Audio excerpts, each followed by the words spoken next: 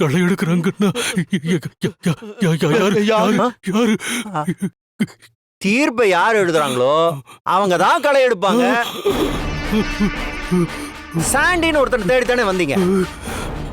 கூடிய சீக்கிரம் அவனுக்கும் எழுதுவாங்க.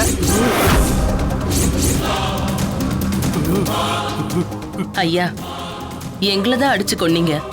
துர்கா என்ன பாவம் செஞ்சா? அவ உங்க குடும்பத்துக்கு நல்லது தானே செஞ்சா. அவளையும் அடிச்சு கல்ல கட்டி குளத்துல தூக்கி போட்டு கொன்னீங்களே.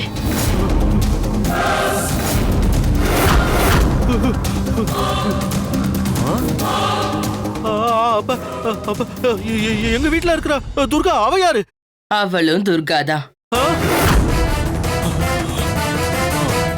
செத்துட்டவ எப்படி உயிரோட வர முடியும்னு தோணுதா? அதுக்கான விட என்னைக்கு உங்க பாவ கணக்கு தீருமோ அன்னைக்கு தெரிய வரும்.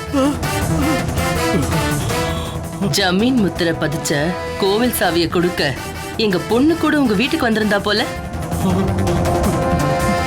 ஐயா, நான் உங்களுக்கு எழுதின லெட்டர் படிச்சீங்களா ஐயா?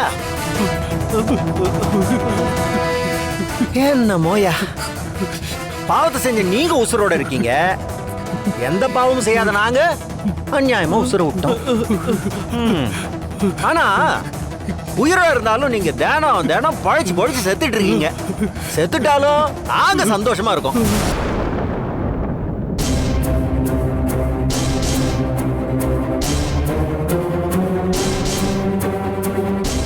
இந்த பண்ண வீடு என்னமோ உங்க வீடுதான்.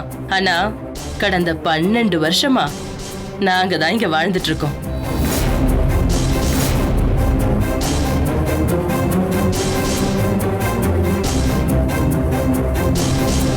ஐயா, கரண்ட் இல்லாத போது என்னென்னமோ பேசுனீங்க, இப்போ வாயடிச்சு போய் நிக்கிறீங்க. இத்தனை வருஷம் கழிச்சு பாக்குறதுனால ஐயாக்கு பேச்சு வரலையோ என்னவோ. கவலை விடுவுள்ள, அவரும் நம்மள மாதிரி ஆயிட்டாருனா பேச்சு வந்துரும்.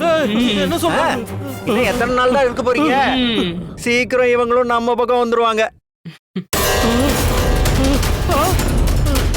அப்போ கூடி உட்காந்து பழைய கதை எல்லாம் பேசுவோம்.